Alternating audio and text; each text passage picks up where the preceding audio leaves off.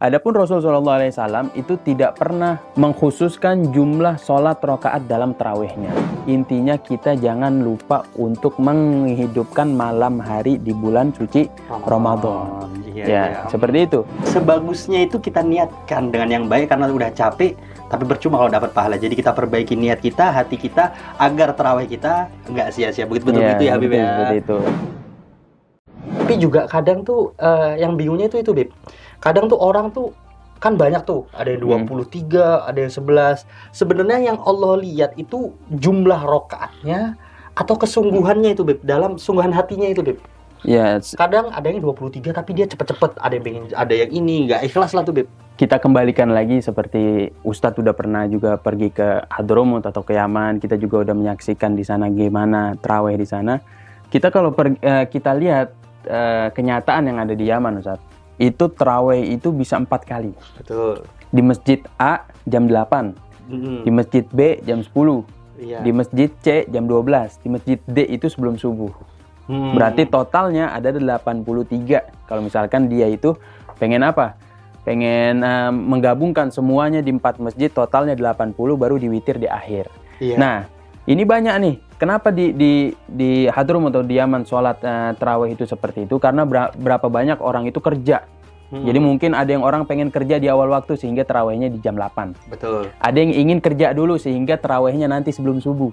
Jadi ada masjid yang menyediakan untuk khusus tarawih. Intinya apa? Di malam itu dia mau kerja, ngejar dunia, tarawihnya juga tidak ditinggal. Totalnya jadi 83. Ini berarti kan nominal yang sangat banyak nih, jumlahnya besar nih. Adapun Rasul Shallallahu Alaihi Wasallam itu tidak pernah mengkhususkan jumlah sholat rakaat dalam tarawihnya. Yang mau itu ada riwayat menjelaskan Rasul sholat 23, Rasul sholat 37, Rasul sholat lebih dari 40, Rasul sholat lebih dari 11 gini. Tidak ada bilangan khusus yang menjelaskan Rasul itu sholat tarawih secara detail. Adapun ada hadis yang diriwayatkan oleh Ibnu Umar, anaknya Sayyidina Umar bin Khattab, yang mana di situ hadisnya Rasulullah SAW bersabda, "Shollu matna, sholatlah 2 rakaat. Siapa yang takut untuk telah datangnya fajar, azan subuh, maka langsung witir." Dalam artian apa? Rasul tidak mengkhususkan jumlah rakaat itu 23 atau berapa, enggak dikhususkan. Mau kita 8 rakaat, mau kita berapa itu, intinya kita jangan lupa untuk menghidupkan malam hari di bulan suci Ramadan. Seperti itu. Nah, adapun Allah ini melihat jumlah bilangannya atau pekerjaan kita yang kita lakukan ibadah di sholat tarawih tersebut. Allah Subhanahu wa ta'ala, Rasul sallallahu alaihi wasallam bersabda dalam hadisnya, "Innallaha la yanzuru ila suwarikum wala a'malikum walakinallaha yanzuru ila qulubikum." Mau banyak pun tapi dia riya. Misalkan dia sholat 83 rakaat, ya kan? Tapi hatinya riya, untuk dipandang. Oh, nih masya Allah nih, fulan nih sholatnya 83 rakaat nih, ya kan? Allah tidak melihat ke berapa banyak pekerjaan kita, tapi Allah lihat hati kita. Mau kita berapa banyak sholatnya, tapi hati kita tulus dan lillahi ta'ala, insya Allah itu akan dapat pahala. Tapi kalau misalkan kita banyak melakukan sholat tarawih sampai ratusan, sampai 80, sampai 40, tapi kalau hati kita riya, itu tidak mendapatkan apa-apa. Jadi intinya Allah lihatnya kemana? Bukan ke pekerjaan kita, tapi bukan berapa banyak bilangan sholatnya, tapi seberapa tulus niat kita untuk sholat tarawih tersebut. Berarti kayak sama aja kayak ibaratnya kalau udah sholat tarawih 23 dan udah jalan ke masjid jauh-jauh, tapi nggak ada keikhlasan dalam hati, kan sayang. Iya, benar. Yang dia dapat cuma capek aja, kan gitu ya Beb ya? Sama seperti orang yang puasa tadi kan, ada pertanyaan puasa. Ini kalau misalkan kita puasa tapi orang sering marah-marah, percuma nahan lapar dan haus saja. Pahalanya setelah hilang. Mungkin dia hilang karena gibah, karena dia adu domba, karena dia marah-marah, sehingga pahalanya hilang dan dia hanya nahan lapar dan haus. Sama seperti tarawih, niatnya riya, dia hanya capek itu gerak capek. Tapi nggak dapat apa-apa. Nggak dapat apa-apa. Jangan sampai seperti itu kita. Betul. Jadi seyogyanya kalau sudah beribadah dengan sholat tarawih yang panjang, jadi sebagusnya itu kita niatkan dengan yang baik karena udah capek. Tapi percuma kalau dapat pahala. Jadi kita perbaiki niat kita, hati kita, agar tarawih kita nggak sia-sia. Betul gitu ya Habib ya. Betul itu. Tapi tuh kadang kan ada orang tuh tarawih ya Habib ya. Ada punya temen tuh, dia tarawih kan habis dari kerja, capek itu dia capek Habib. dia kerja di kantor, mungkin habis diomelin bosnya, habis meeting kan mungkin capek lah, itu tarawehnya dia tuh kadang tuh sambil ngantuk, sambil kadang kepikiran pas dia sholat tuh kepikiran pekerjaan. Nah, itu gimana, Beb? Apakah tetap dapat pahala atau enggak, Beb, di situ? Ini pertanyaan kembali lagi, jangankan sholat taraweh, ini termasuk dari rukun sholat. Ya, seperti yang kita sudah ketahui, Imam Ghazali menambahkan rukun dalam sholatnya itu salah satunya adalah khusyuk. Ya, itu emang udah ketingkatan paling tinggi di dalam tasawuf, yaitu Imam Ghazali menambahkan kekhusyuan dalam sholat. Dalam artian siapa yang nggak khusyuk dalam sholatnya, hukumnya tidak sah. Karena masuk ke rukun. Rukun ya dimaksud. Rukun dalam sholat apabila ditinggalkan satu menjadi tidak sah. Itu adalah di sholat wajib. Ya kan, penjelasan bagaimana dengan sholat yang lain ini bisa kita kiaskan dengan syaratnya Imam Ghazali ini.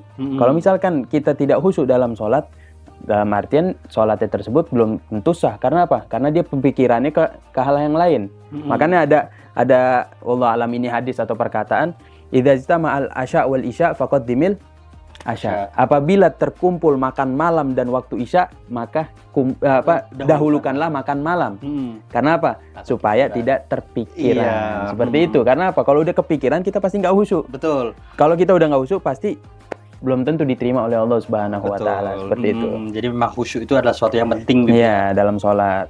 Supaya kita tidak pikirannya kemana-mana. Kita lillahi ta'ala, kita fokuskan ibadah kepada Allah Subhanahu wa taala, seperti itu. Jadi kan sayang, itu kembali lagi ke sayang tadi. Sayang lagi, iya. Cuma gara-gara kerjaan, gara-gara capek, dia nggak fokus, dan yang dia lakukan malah jadi sia-sia gitu ya, Beb ya. Tapi kadang tuh, Beb ya, kadang kita juga sendiri tuh merasakan. Kadang tarawih di awal Ramadan itu semangat, memang betul ya kayak tadi kan, Beb. Sangat di awal Ramadan dia semangat banget, Beb. Tapi kalau pas sampai akhir agak makin tengah, makin akhir tuh semakin berkurang rasa ingin tarawihnya. Apalagi udah mepet Ramadan, mepet Lebaran tuh, Beb. Aduh, masjid berkurang udah pasti parah jauh. Nah itu gimana, Beb? Apakah itu ada tata cara khusus supaya agar kita terus-menerus semangat, atau gimana? Mungkin ada nasihat dari antum, Beb? Ya, mungkin nasihat dari saya ini, usahakan puasa dan traweh dan amal ibadah apapun itu yang di Ramadan, wabil khususnya, wabil umumnya, semua ibadah kita lakukan dengan ada niat cinta kepada pekerjaan tersebut. Iya, betul. Contoh, kalau misalkan kita udah cinta untuk melakukan sholat taraweh, mau ada uzur apapun, ngesot kita bakalan datengin taraweh. Betul. Karena apa? Karena kita cinta dengan pekerjaan tersebut. Karena kita cinta dengan amal ibadah tersebut. Mau kita lagi sakit darurat apapun, kalau misalkan kita cinta sama puasa, walaupun syariat tidak membolehkan kita untuk puasa, pasti dia akan puasa. Karena apa? Karena dia cinta dengan amal ibadah tersebut. Jadi poinnya, kalau misalkan kita udah cinta dengan amal ibadah, uzur apapun, seberat apapun, pasti akan diusahakan untuk melakukannya. Iya, betul. Berapa banyak orang zaman sekarang ini bukan karena cinta, karena ikut-ikutan, yang tadi saya bilang, ikut temennya datang, ya datang, temennya nggak datang, ya nggak datang. Jadi ikut-ikutan terbawa sama teman gitu. Jadi kita tanamkan rasa cinta di dalam semua ibadah agar kita mendatangi ibadah itu karena cinta. Jadi tidak ada rasa paksaan berat, karena semuanya terletak di hati kita yang cinta terhadap hal tersebut.